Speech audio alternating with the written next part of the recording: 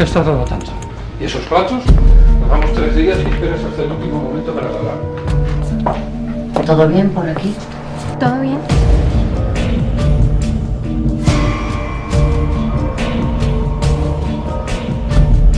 ¿Cuándo fue la última vez que le viste? No me digas que le trajiste a casa, hija.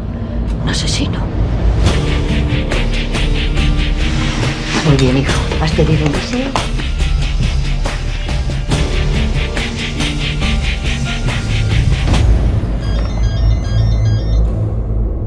¿Familia Torres? Soy yo, José María. ¿Es cierto lo que dicen? ¿Dónde están? No te lo puedo decir. Yo te siento más cerca que nunca. Yo te amo. Me da mucho miedo todo esto.